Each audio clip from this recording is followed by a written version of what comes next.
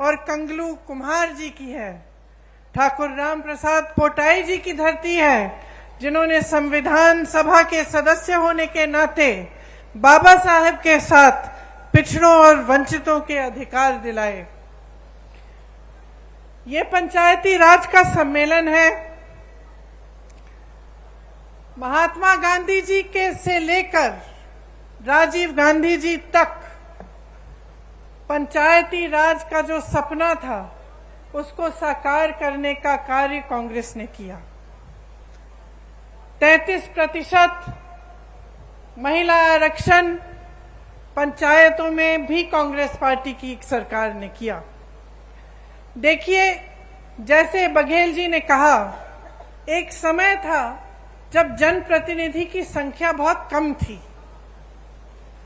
तो उससे क्या होता था कि जितने निर्णय लेने थे वो सब एक जगह केंद्रित हो जाते।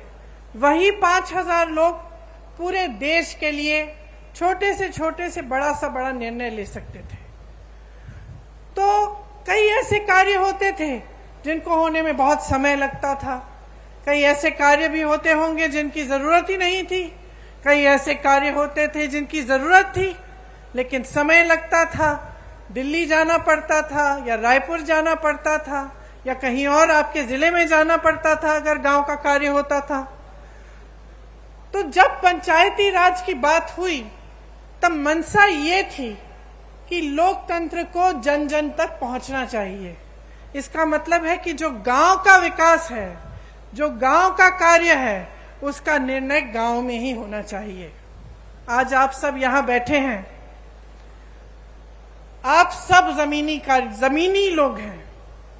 सबसे ज्यादा अच्छी तरह कौन जानता है कि गांव की जरूरतें क्या हैं, गांव के विकास के लिए क्या अच्छा रहेगा, कौन सा काम पहले करना चाहिए, किसकी ज्यादा जरूरत है, ये आप सब जानते हैं और आपसे बढ़कर कोई नहीं जानता। आज आपके हाथों में सत्ता है। आज पैसा सरकार आपके हाथों में भेजती है ताकि आप ये निर्णय ले सकें और गांव में आप खुद काम करा सकें। तो ये छोटी बात नहीं है, बहुत बड़ी बात है कि लोकतंत्र की नींव, इस देश की जितनी भी व्यवस्था है उसकी नींव आज पंचायतों में, गांव में, नगर पालिकाओं में है। तो आपकी जो जिम्मेदारियां हैं वो बहुत बड़ी जिम्मेदारियां हैं और मैं जानती हूं कि इन जिम्मेदारियों को आप बहुत निष्ठा के साथ पूरा करते हैं। यहाँ पे लिखा है छत्तीसगढ़ सरकार भरोसे की सरकार। भरोसा करते हैं आप इस सरकार में? जोर से बोलिए, करते हैं? क्यों करते हैं?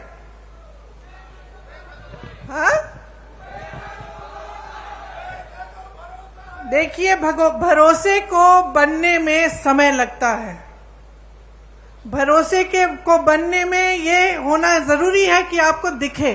आप किसी के साथ दोस्ती भी कर लो, नई दोस्ती है, एकदम भरोसा नहीं बनता, समय लगता है। कहीं आपको कोई समस्या आ गई आपके घर में, उस दोस्त ने मदद कर ली तो भरोसा बनना शुरू होता है। कहीं सबने आपके बारे में कुछ गलत कह दिया, वो दोस्त खड़ा हो गया, उसने कहा नहीं वो ऐसा नहीं है, मेरा दोस्त है, तो आपका भरोसा बनता है कि नहीं? तो सरकार के साथ भी अनुभव से ही भरोसा बनता है। और अनुभव किस चीज का होता है? निष्ठा का होता है। आप देखते हैं कि यह सरकार हमारे लिए काम कर रही है। क्या इस सरकार के लिए जनता सर्वोपरि है कि नहीं? क्या इस सरकार में ऐसे मंत्री हैं, ऐसे लोग हैं जो सबसे पहले अपना फायदा देखते हैं या सबसे पहले जनता का फायदा देखते हैं? और जब आपको अपने अनुभव से पता चलता है कि हाँ, हमारे गांव में काम हो रहा है, हमारी नगर में काम हो रहा है, प्रदेश का निर्माण हो रहा है, हमारी कोई समस्या होती है उसके हल के लिए कार्य हो रहा है, तभी आपका सरकार में भरोसा बनता है। तो आज अगर छत्तीसगढ़ की कांग्रेस की सरकार में आपका भरोसा है तो ये इस वजह से है कि छत्तीसगढ़ की जो कांग्रेस की सरकार है वो कांग्रेस की एक बहुत पुरानी परंपरा को आगे बढ़ा रही है। कैसे? आप तो जानते ही हैं कि मेरे परिवार का आपके साथ एक बहुत पुराना रिश्ता है। पंडित जवाहरलाल नेहरू जी यहाँ स्वतंत्रता संग्राम के दौरान आए, उसके बाद भी वो पूरे प्रदेश के कोने कोने तक उन्होंने दौरा किया, आपके पास आए, आपकी समस्याओं को समझा। इंदिरा जी 1972 में बस्तर में आई थी, शायद आपने भी एक फोटो देखी हुई होगी, जिसमें वो नाच रही हैं कुछ आदिवासी बहनों के साथ। तो आपको याद है कि मेरे पिता और मेरी माता जी भी काफी बार बस्तर आए, आपके घरों में गए, गांव में गए, आपकी समस्याओं को समझने की उन्होंने कोशिश की। और सिर्फ मेरे परिवार के सदस्यों ने नहीं, लेकिन कांग्रेस के जितने भी नेता रहे, उन्होंने हमेशा ये प्रयास किया कि आपको समझें, आपकी समस्याओं को समझें और गहरी तरह से उनको सुलझाने की कोशिश करें। इसीलिए आपका भरोसा, आपका रिश्ता मेरे परिवार के सदस्यों से बना, कांग्रेस पार्टी से बना और आज कांग्रेस की सरकार से बना है। आपको पता नहीं होगा शायद कि जब मेरी दादी इंदिरा जी यहाँ आई थी, तब स्वामी आत्मानंद जी से उन्होंने कहा था कि हम यहाँ का विकास कराएंगे और यहाँ के बच्चों को शिक्षित कराएंगे। तो आप ये इस बात का मिसाल कि कांग्रेस पार्टी की पुरानी परंपरा को आज कायम रखने का काम हमारी सरकार कर रही है, यही मिसाल है कि इंदिरा जी ने उस समय कहा था, भूपेश बघेल जी आज कर रहे हैं। स्वामी आत्मानंद जी के नाम से जिले जिले में नए विद्यालय खोले हैं। यहाँ मैं स्टॉल में गई तो मैं कुछ बच्चों से मिली, कितना गर्व होता है, मुझे गर्व होता है, आपको तो और भी गर्व होता होगा कि यहाँ के बच्चे पढ़ाई कर रहे हैं, आगे बढ़ रहे हैं। किसी ने नीट की परीक्षा पास की है, किसी ने जी की परीक्षा पास की है। तो आपको कितना गर्व होगा कि आज जो आपके प्रदेश में सरकार है वो आपको आगे बढ़ाने का काम कर रही है। आज बस्तर एक अंतर्राष्ट्रीय नाम बन गया है, ब्रांड बन गया है। यहाँ एक मॉडल बना है मिलेट प्रोसेसिंग प्लांट का। ये एशिया का सबसे बड़ा मिलेट प्रोसेसिंग प्लांट है और इसमें विजन देखिए, ये बात देखिए कि ये बहुत आधुनिक चीज है एक तरह से, क्योंकि आजकल ये बात बहुत चल रही है कि जैसे मिलेट के जो पदार्थ हैं वो सेहत के लिए बहुत अच्छे हैं। पूरी दुनिया भर में लोग इसकी डिमांड कर रहे हैं और एशिया में सबसे बड़ा प्लांट कहाँ है? यहाँ बस्तर में है। कोदो, कुटकी, रागी और ज्वार की खेती यहाँ पे किसानों की आय बढ़ा रही है। बस्तर एक पर्यटन स्थल बन गया है जहाँ देश भर से लोग आते हैं आपकी प्रकृति की सुंदरता को देखने के लिए। बहुत लोगों को रोजगार मिला, आपकी संस्कृति, आपकी हुनर, आपकी कला को बढ़ावा मिला है और उसको बदलने की कोई कोशिश नहीं कर रहा है। आप पर कोई अपनी संस्कृति को ठोसने की कोई कोशिश नहीं कर रहा है, आप ही की संस्कृति को आगे बढ़ाया जा रहा है। 60 से ज्यादा वन उपज आज समर्थन मूल्य पर खरीदे जा रहे हैं। देश में कुल वन उपज जितने भी हैं उनमें सबसे ज्यादा योगदान छत्तीसगढ़ से है। लखनपुरी, चरामा में रोजगार बनाने के लिए औद्योगिक क्षेत्र विकसित किए गए हैं। तो इतना सारा काम आपके क्षेत्र में हो रहा है। भाजपा के राज में क्या था? मेरे से अच्छी तरह आप जानते हैं, हिंसा का राज था। लोग यहां आने से डरते थे। निर्दोष आदिवासी भाई बहनों को जेल में डाल दिया जाता था। हर तरफ हिंसा, भय और उत्पीड़न था। आज कांग्रेस की सरकार ने खूब परिश्रम करके 5 सालों के अंदर अंदर आपको उस हिंसा की जाल से निकाला है और आपको प्रगति का रास्ता दिखाया है, जिससे आपकी एक एक महिला, एक एक आपका परिवार, एक एक बच्चा, उसका फायदा हो रहा है। जनता की भलाई के लिए नियत की जरूरत है, सही नियत होनी चाहिए। मैंने इंदिरा जी की बात की, भरोसे की बात की, उनकी नियत सही थी। इसीलिए आज भी उनके गुजर जाने के 30 साल से ज्यादा गुजर गए, लेकिन आज भी आप उनकी याद करते हैं और उन पर आज भी भरोसा है। बघेल जी की सरकार पर भी इसी तरह से आपका भरोसा है, क्योंकि उन्होंने गरीबों के लिए, पिछड़ों के लिए, आदिवासियों के लिए, भाई बहनों के लिए इतना काम करके आपको दिखाया है। आप जानते हैं कि गांव में मनरेगा लाने वाली भी कांग्रेस पार्टी थी, और यह आपका सौभाग्य है कि कांग्रेस की सरकार है आपके प्रदेश में, तो इन चीजों पर रोक नहीं है। कल मैं मध्य प्रदेश में थी और मुझे बताया गया कि मध्य प्रदेश में पंचायतों की जो सत्ता है, पंचायतों को जो पैसा मिलता है, उसमें काफी रोक आया है, काफी कम हो चुका है और काफी पंचायतों की शक्ति को कम किया गया है। तो यहाँ कांग्रेस की सरकार है, आपको मजबूत बनाने का काम किया जाता है। हर फैसला आपकी मजबूती के लिए लिया जाता है। आज आपके प्रदेश की चर्चा पूरे देश भर में है। सब छत्तीसगढ़ की तरफ देखते हैं कि कितना काम यहाँ हो रहा है और कितनी तेजी से आप विकसित हो रहे हैं। आपका मान सम्मान देश दुनिया में बढ़ाया गया है। सबसे बड़ी खुशी की बात यह है कि यहाँ विकास हर गांव में हो रहा है, किसान मजबूत हो रहा है, यहाँ का किसान खुश है। बाकी प्रदेशों में हम जाते हैं तो दुखी हैं किसान, त्रस्त हैं, परेशान हैं। यहाँ आते हैं तो किसान खुश हैं। और जितने भी ये कार्य हो रहे हैं, सबसे बड़ी बात तो ये है और खुशी की बात ये है कि ये स्थानीय निकायों के माध्यम से लागू हो रहे हैं। इसमें धरातल और लोकतंत्र मजबूत हो रहा है। आम जनता के हाथों में शक्ति दी जा रही है और सत्ता आपके हाथों में रहेगी। जबकि पूरे देश भर में जहां जहां भाजपा की सरकारें हैं, वहां ऐसा नहीं है। वहां पंचायतों का वित्तीय अधिकार भी कम हो रहा है। मौजूदा छत्तीस सरकार ने पेशा कानून पास करके पंचायत प्रतिनिधियों को और भी मजबूत बनाया। ये आप सब अच्छी तरह से जानते हैं। आज यहाँ स्थानीय निकायों के लिए अरबों रुपए का विकास कार्यों का भूमि पूजन और लोकार्पण किया गया है। आप सबको गर्व होना चाहिए कि ये सारा काम आपके प्रदेश में हो रहा है और आप ही के जरिए हो रहा है।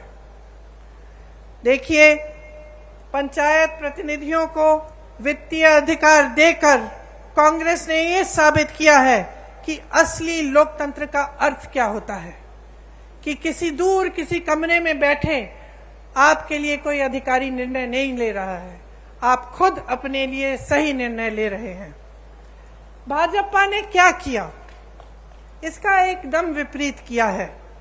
हमारे प्रधानमंत्री जी को देखिए, जैसे बघेल जी ने कहा, देश की सारी संपत्ति अपने अरबपति मित्रों को दे दी, लाखों करोड़ों के इनके कर्ज माफ कर लिए।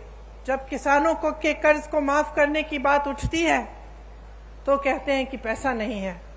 यहां छत्तीसगढ़ में कांग्रेस की सरकार ने कर्ज माफ करने का काम 24 घंटों के अंदर अंदर किया। इन्होंने क्या किया, प्रधानमंत्री जी अपने लिए दो हवाई जहाज खरीदते हैं। 8,000 करोड़ का एक हवाई जहाज अपने लिए। सुन लीजिए, 20,000 करोड़ का नया संसद बनाते हैं, जबकि एक अच्छा खासा संसद हमारे देश में है।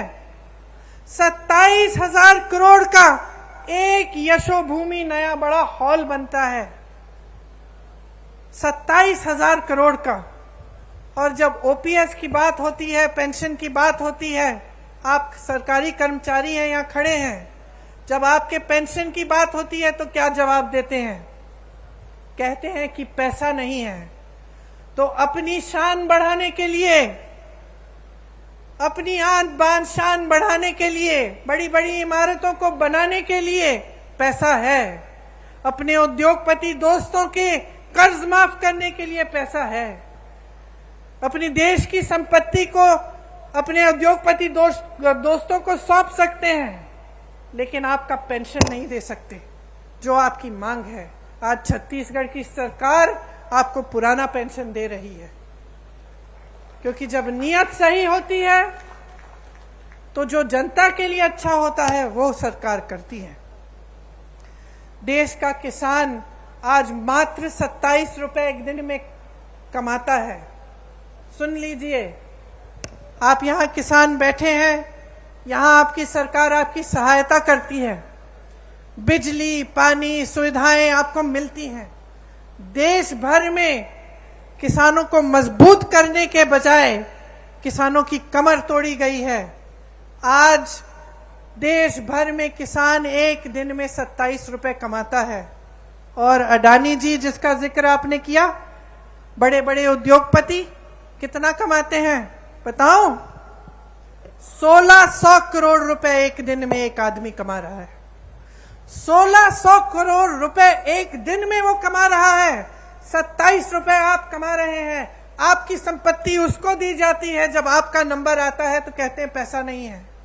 ये सरकार चल रही है इस देश में। आप क्या अपने प्रदेश में भी ऐसी सरकार चाहते हैं?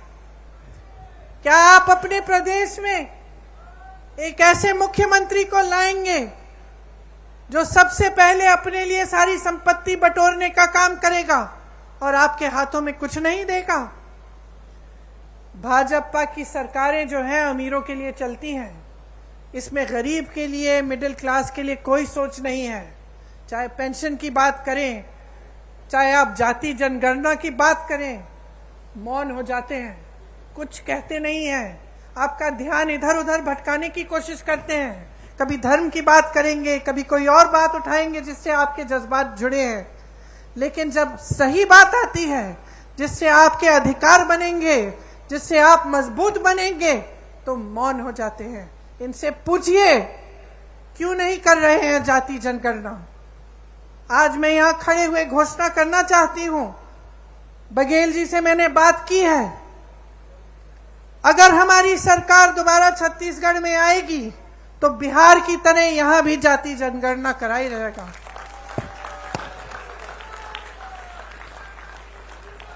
बिहार में आपने देखा है, बिहार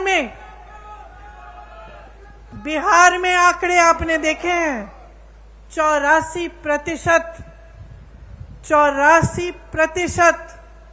ओबीसी एससी एसटी के लोग हैं।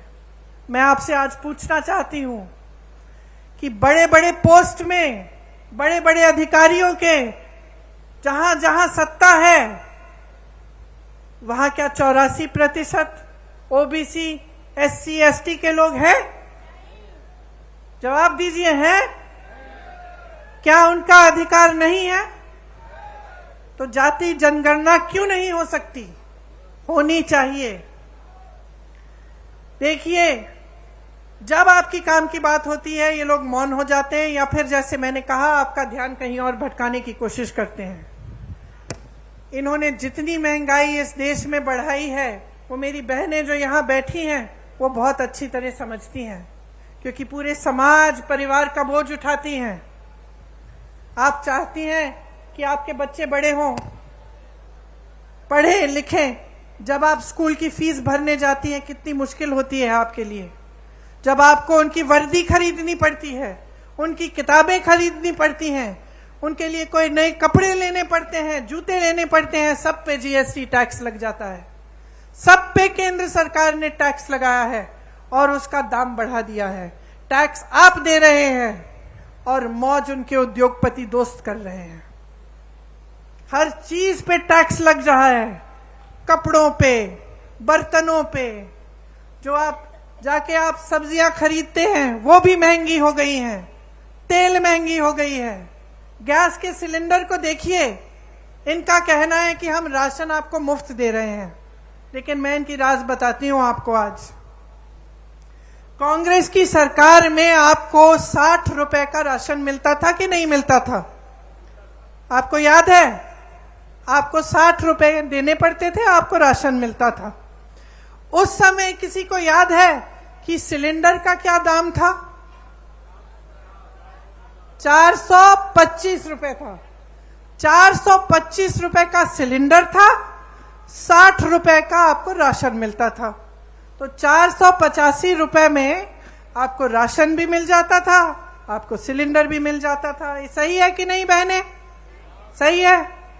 अब इन्होंने कह दिया कि हम राशन मुफ्त दे रहे हैं, बहुत अच्छा। सिलेंडर कितने का दे रहे हैं? 1125 रुपए से 1200 रुपए में। समझ रहे हैं आप कि आपके साथ कितना बड़ा धोखा हो रहा है?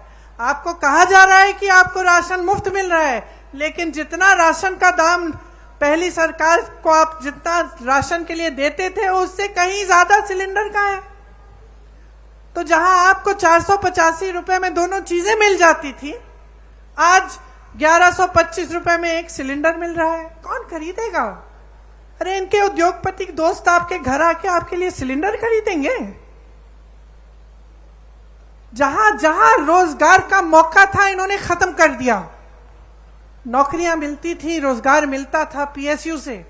इसीलिए पंडित जवाहरलाल नेहरू का जो नजरिया था उस समय कि बड़े बड़े पीएसयू बनाए ताकि जनता को रोजगार मिले, आज वो पीएसयू बिक गए हैं, निजी बन गए हैं। उसमें ना आरक्षण मिलेगा और ना रोजगार मिलेगा। आपको खेती किसानी से रोजगार मिलते थे, और पूरे देश भर में किसान को इतना कमजोर बना दिया है कि वो बेचारा कमा नहीं पा रहा है। डीजल में जीएसटी, पेट्रोल में जीएसटी, खाद महंगी, सब चीज महंगा, गुजारा नहीं हो रहा किसानों का। और तीसरी जगह जहां से रोजगार बनते थे, छोटे छोटे उद्योग, जैसे आप दुकान, छोटी राशन की दुकानें, छोटे उद्योग जो हर जगह, हर जिले में, हर छोटे छोटे शहर में होते थे, नोटबंदी को लेकर, जीएसटी को लेकर वो भी बंद हो रहे हैं सारे। तो रोजगार देंगे कहां से ये लोग? इनको कोई दिलचस्पी नहीं है आपकी भलाई में। ये सिर्फ चाहते हैं कि सारी देश की संपत्ति इनके बड़े बड़े उद्योगपति दोस्तों को मिल जाए, ताकि उनके जरिए उनकी पार्टी में डाला जाए और चुनाव पे वो पैसे फेंक फेंक के चुनाव जीत सके। ये उनका मकसद है, सत्ता में रहना। और जो नेता सिर्फ सत्ता में रहना चाहता है और वो ये नहीं समझता कि सत्ता देने वाली पब्लिक है, तो वो नेता पब्लिक की भलाई कभी नहीं कर सकता। आज बघेल जी ने कहा कि यहां पे प्रधानमंत्री जी आकर कहते हैं कि अगर देश भर में धान खरीदी का सबसे ज्यादा यहां पे दाम मिलता है तो उनकी बदौलत है। अब बताइए, ये जब प्रदेश सरकार काम करती है तो उसका श्रेय भी लेना चाहते हैं, इससे उनकी नीयत दिखती है। मैं उत्तर प्रदेश से आती हूं, मैं इनसे पूछना चाहती हूं, बनारस में धान खरीद का क्या दाम है? बनारस तो इन्हीं की जगह है, वहीं से चुनाव लड़ते हैं। क्या वहां पे दे रहे हैं जितना यहां छत्तीसगढ़ में मिल रहा है आपको धान के लिए? मैं पूछना चाहती हूं कि उत्तर प्रदेश में 1200-1400 का दाम क्यों मिल रहा है? फिर अगर आप ही देने वाले हैं तो सबसे पहले तो अपनी जगह दीजिए ना बनारस में। जगह जगह जाके प्रधानमंत्री जी कहते हैं कि मेरा गारंटी, मोदी का गारंटी। और दुनिया क्या कहे? क्या कहे दुनिया इस मोदी जी के गारंटी का? कि जब आपने 15 लाख का गारंटी दिया था, हमारे खाते तो आज तक खाली हैं। ये आपका गारंटी क्या है? आपने कहा था कि आप करोड़ों रोजगार देंगे, क्या हुआ? तमाम नौजवान बेरोजगार खड़े हैं आपके केंद्र सरकार में, इतने पद खाली हैं, आपने भरे ही नहीं। कहां गई आपकी गारंटी? कौन सी खोखली गारंटी है? आपने कहा था बेरोजगारी को मिटाएंगे, आज 45 साल में सबसे ज्यादा बेरोजगारी हमारे देश में आपकी बदौलत है। जब आपसे सवाल पूछे जाते हैं तब आप कोई नई गारंटी निकाल देते हैं। ये ऐसी बात है कि आप जब दुकान में जाते हैं और कुछ खरीदते हैं, दुकानदार आपको चाइना माल दे देता है, कहता है कि इसकी 10 साल की गारंटी है। घर जाते हो 10 दिन में टूट जाता है। यही है खोखली गारंटी मोदी जी की, कोई गारंटी नहीं है। ये जो भरोसा लिखा है ना, ये भरोसा टूट गया है इनमें। पूरा देश देख रहा है, आपका प्रदेश देख रहा है, देश देख रहा है कि जो मुंह से निकलता है वो जमीन पे काम कभी उतरता नहीं है इनका। कुछ कुछ कहते रहते हैं, लेकिन जब कार्य करने का काम होता है, विकास करने का काम होता है, तो क्या होता है? बड़ी बड़ी इमारतें बनती हैं, नया संसद बन रहा है 20,000 करोड़ का, हॉल बन रहे हैं 27,000 करोड़ के, लेकिन आपका विकास नहीं हो रहा है।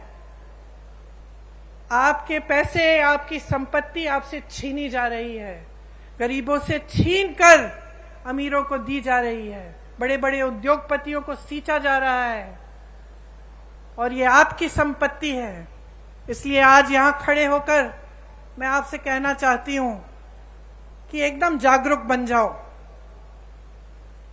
यहां जो प्रदेश में सरकार चली है उसने आपके लिए काम किया है, और सबसे बड़ा काम जो किया है कांग्रेस की सरकार ने, वो आपकी संपत्ति दोबारा आपके हाथों में डालने का काम किया है, आपसे छीना नहीं है। जो आपका अधिकार था वो आपको वापस दिया है, जो आपकी संपत्ति है वो आपके हाथों में डाली है। 5 सालों में लगभग 2 लाख करोड़ रुपए जनता के हाथों में गए हैं छत्तीसगढ़ में। यहां के 40 लाख लोग गरीबी रेखा से बाहर आए हैं 5 सालों में। गढ़बो नवा छत्तीसगढ़ के नारे के साथ किसानों, गरीबों, आदिवासियों और छत्तीसगढ़ महतारी को मजबूत करने के लिए योजनाएं बनी हैं। गोठान समितियों से लाखों को रोजगार मिला है। यहां आप भी जब खत्म करेंगे जाके देखिए, गर्व होता है इस काम को देखकर। जहां जितने भी उत्तर भारत में इतनी बड़ी समस्या बन गई है आवारा पशुओं की, उत्तर प्रदेश की हूं, मैंने आपसे कहा, वहां आप देखिए, जहां देखेंगे वहां आवारा पशु खेती खा रही है। महिलाएं परेशान हैं, रात भर उनके पतियों को खेती में बैठना पड़ता है, निगरानी करनी पड़ती है, और दिन भर वो जाती हैं कि किसी न किसी तरह से खेती बच जाए। लेकिन सरकार ने इस समस्या को हल करने के लिए कुछ नहीं किया। यहां छत्तीसगढ़ में मैं गर्व से कहना चाहती हूं कि जो गोठान योजना है उससे ये समस्या हल भी हुई है, और इससे आपकी प्रगति भी हुई है, और आपको रोजगार मिले हैं, आपकी कमाई हुई है। वहां खड़ी हुई मेरी बहनें खुशी से खिलखिला रही हैं। मैंने जब उनसे पूछा खुश हो, मुस्कुरा के कहीं खुश हैं। कितना कमाया है? हमारे समूह ने 1 लाख कमाया है। गर्व से कह रही हैं। अब इनको कौन दबाएगा? आगे बढ़ना शुरू हो गया है, विकसित होना शुरू हो गया है। तो यही चाहते हैं आप प्रदेश की सरकार से। खेती में देखिए, जैसे मैंने कहा, देश भर में किसान त्रस्त है, परेशान है, लेकिन यहाँ पे किसान खुश क्यों है? उसका कर्ज माफ किया गया, उसको सुविधाएं दी गई, धान के खरीद के जो दाम है सबसे ज्यादा है, तो खुश क्यों नहीं होगा? ये एकमात्र प्रदेश है पूरे देश में जहां लोग किसानी का काम करना चाह रहे हैं, नए रोजगार बन रहे हैं इसके द्वारा। जैसे मैंने पहले कहा, आपकी जो उपज है, गन्ना, मक्का, कोदो, कुटकी, रागी, तिलहन, इन सब की किसानी के लिए आपको अतिरिक्त लाभ मिलता है। गाय, गांव, गोठान द्वारा किसानों की मदद हो रही है। प्रदेश में जितना संसाधन है, जितना धन है, सारा किसान, महिलाओं, आदिवासियों और दलितों के हाथों में दिया जा रहा है, आपके हाथों में वापस दिया जा रहा है। भूमिहीन कृषि मजदूरों को सालाना 7,000 रुपए की जो न्याय योजना थी, उसकी आर्थिक सहायता मिल रही है। 10,000 गोठानों का निर्माण हुआ है। गोबर की खरीद अब तक 425 करोड़ का भुगतान इसमें हुआ है। आप सोचिए कितना लाभ हो रहा है आपका। इसीलिए जब आप भाजपा के प्रदेशों को देखते हैं, ध्यान से इनका आकलन करिए, ध्यान से देखिए, क्या ये सब स्कीम, ये सब सरकार की जो बातें हैं, जो काम कर रहे हैं, वो क्या उधर भी हो रहा है? और आपको पता, सच्चाई पता चल जाएगी। चाहे आप मेरी बातों पे ना जाएं, हमारे नेताओं की बातों पे ना जाएं, क्योंकि हम कांग्रेस पार्टी के हैं, हम कांग्रेस के पक्ष में बोलेंगे। लेकिन आप अगर आंख खोल के, अगर जागरूक बनेंगे और अगर दूसरे प्रदेशों की ओर देखेंगे, तो आपको कांग्रेस के प्रदेशों में और उन प्रदेशों में बहुत फर्क दिखेगा। आज राजस्थान, कर्नाटका, हिमाचल प्रदेश और छत्तीसगढ़ में ओपीएस लागू है। आज जो वादे उन प्रदेशों में किए गए वो पूरे कर दिए जा रहे हैं। महिलाओं को हर महीने कुछ मिल रहा है कर्नाटका में, हिमाचल में शुरू होने जा रहा है। राजस्थान में जैसे यहाँ पर आपको चिकित्सा के लिए जब आप बीमार पड़ते हैं तो आपको 25 लाख तक मुफ्त इलाज मिलता है।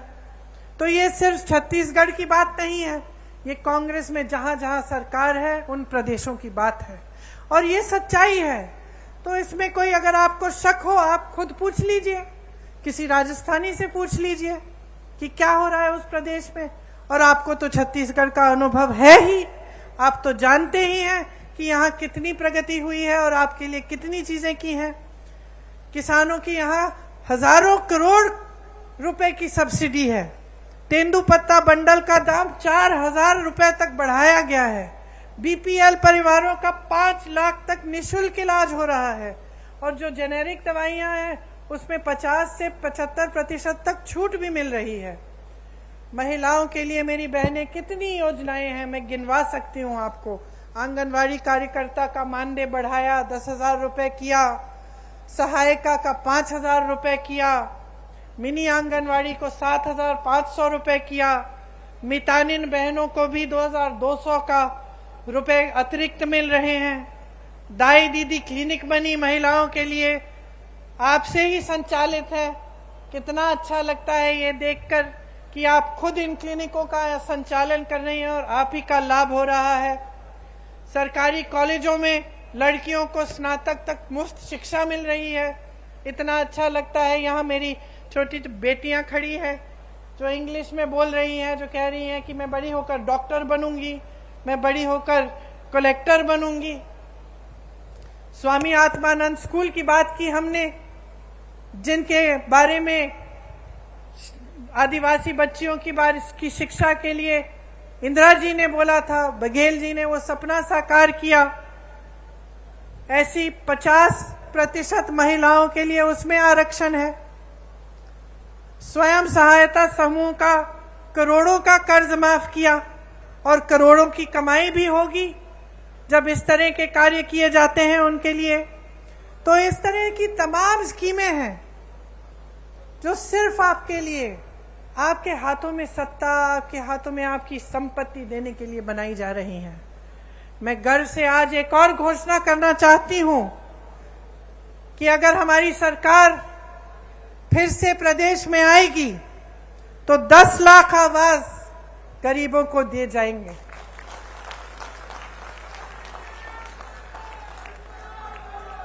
छत्तीसगढ़ का जो मॉडल है वो एक ऐसा विकास का मॉडल है जिसमें ग्रामीण अर्थव्यवस्था को मजबूत किया जा रहा है। ग्रामीणों के जेब में पैसा डाला जा रहा है। ग्रामीण रोजगार बढ़ाया जा रहा है। यहां से पलायन की जरूरत ही नहीं पड़ेगी, उल्टा पलायन यहां होगा, क्योंकि इतना रोजगार, इतनी प्रगति यहां प्रदेश में हो रही है कि सबसे पहले तो कोई छोड़ के जाना नहीं पड़ेगा किसी को रोजगार ढूंढने के लिए, और दूसरा लोगों को लगेगा कि चलो हम छत्तीसगढ़ जाएं, वहां पे व्यापार करेंगे तो हम वहां विकसित हो सकेंगे। तो ये एक बहुत बड़ी बात है कि आज छत्तीसगढ़ की पूरी देश भर में पहचान है। आपका आत्मसम्मान बुलंद हुआ है। यहाँ आदिवासी संस्कृति है। मेरी दादी इंदिरा जी हमेशा कहती थी कि ये सबसे अच्छी संस्कृति है क्योंकि इसमें प्रकृति का आदर है। आज देवगुड़ी के द्वारा जो आपने देवगुड़ियों के लिए बजट दिया है, उसके द्वारा आपकी संस्कृति के बारे में पढ़ाया लिखाया जाएगा, आपकी संस्कृति जीवित रहेगी और उसको और मजबूत बनाया जाएगा।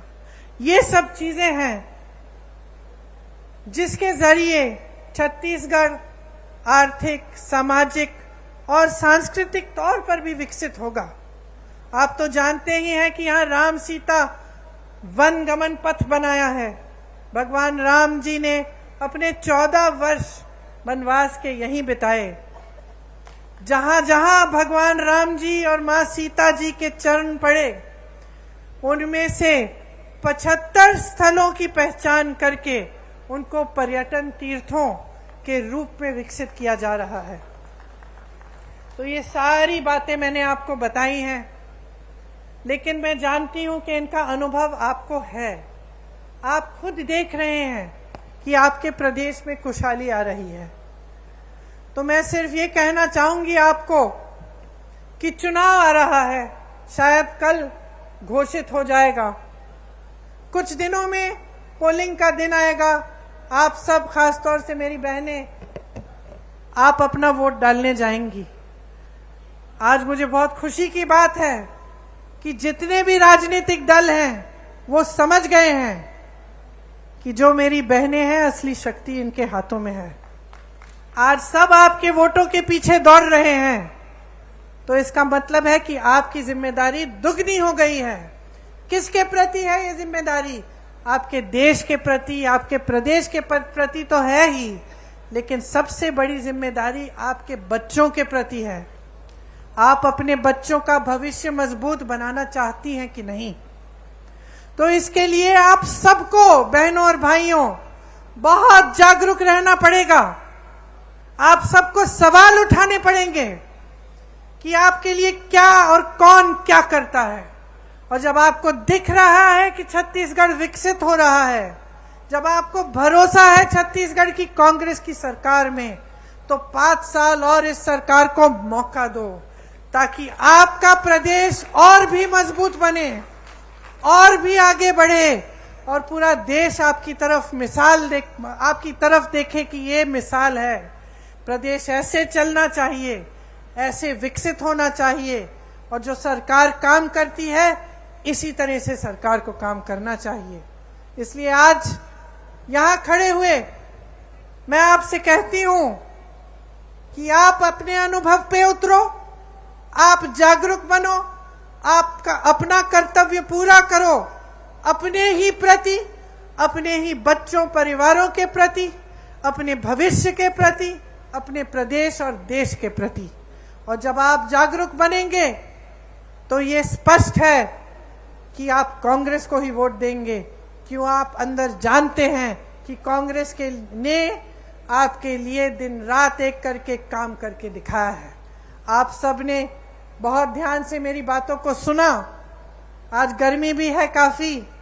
मेरी बहनों को मैंने पैदल चलते हुए देखा जब यहाँ आ रही थी, तो मैं दिल से आपको धन्यवाद देना चाहती हूँ कि आप यहाँ आए और आपने मेरी बातें इतनी ध्यान से सुनी। एक बार मेरे साथ कहिए, छत्तीसगढ़ महतारी की, छत्तीसगढ़ महतारी की, छत्तीसगढ़ महतारी की जय हिंद। धन्यवाद।